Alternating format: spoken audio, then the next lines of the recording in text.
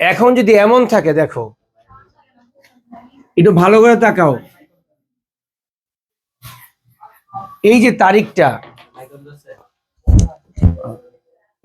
যদি এমন থাকে, ধরো এইখানে আমি দিলাম 1/7/21।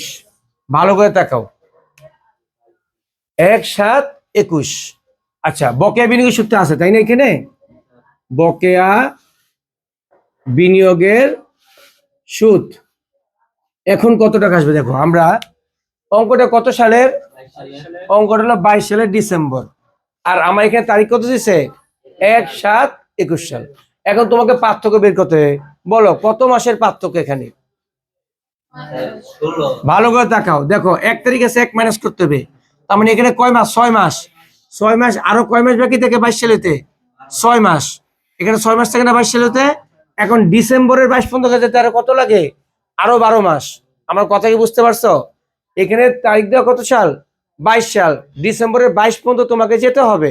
এখন আমার আছে 21 সাল, 21 সাল শেষ হতে আরো কত মাস লাগে? 6 মাস। 6 মাস থাকে নাকি? এখন 22 সালের ডিসেম্বর পর্যন্ত যাবে, আরো কয় মাস লাগে? 12। তাহলে পার্থক্য কত মাসের? 18 মাস। এখন কি করবা?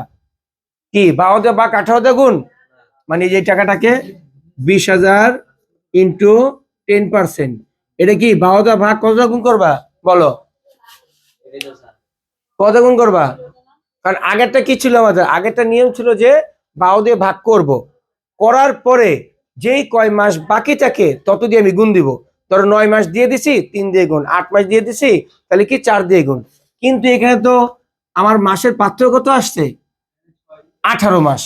কথা কি বুঝছো নাকি বুঝো নাই? 18 মাস কে কি বুঝো নাই? এখানে দেখো আমার অঙ্কটা কত সালের হেডলাইনে দেওয়া? 22 সাল। আমার দিছি কত সাল? 21 সাল। কোন মাস? 6 মাস পর্যন্ত দেওয়া না? এটা এক থাকলে 6 মাস পর্যন্ত। তাহলে 21 সাল শেষ হতে কয় মাস লাগে? 6 মাস। তোমার 22 ডিসেম্বর পর্যন্ত যাবে না? তো 22 ডিসেম্বর গেলে আরো 12 মাস লাগে না? তাহলে 12 আর 6 কত? 18 মাস। তাহলে কি 18 দিয়ে গুণ দিবা? না। মনে রাখবেন, যদি 11 মাসের উপরে হয়ে যায়, কি পার্থক্যটা 11 মাসের উপরে হয়ে গেলে তারিখের কোনো কাজ করা যাবে না। ভাগ হবে না, কোনটা গুণ হবে, ডাইরেক্ট 10% 2,000 টাকা আসবে। কথা কি বুঝছেন? কোনো কিচ্ছু করা যাবে না, তখন পুরো 1 বছরের সুদ তুমি নিবে। এখানে কি বললাম? পার্থক্যটা 11 মাস পর্যন্ত হলে হয়েছে ওকে, কিন্তু যখন তখন 12 মাস হয়েছে, 13 মাস হয়েছে, 14 মাস হয়েছে, পার্থক্যটা তখন তারিখের কোনো কাজ করবে না, জাস্ট পার্সেন্টটা বসে দিবা।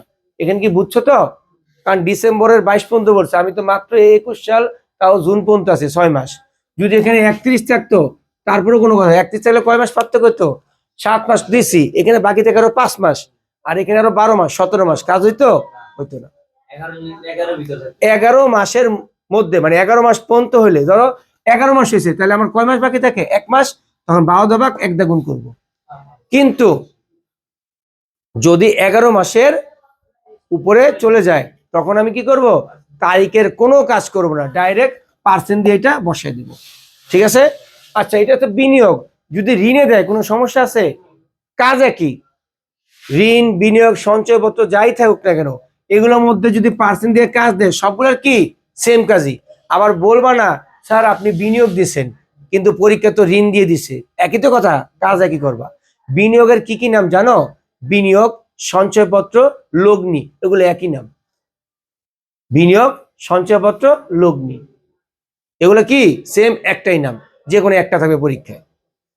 এখন বিনিয়োগের জায়গায় ঋণ দিয়ে দেখ, কাজ আমরা কি করব? একই করব। মানে অন্য নাম দিলে আবার ভাইবো না যে এইটা আবার অন্য নাম দিচ্ছে, তারিখের কাজ কি হবে, পার্সেন্টের কাজ কি হবে। তারিখ কাজ আমাদের সেম হবে, কোনো অন্য কিছু হবে না। ঠিক আছে? বুঝতে পারছো?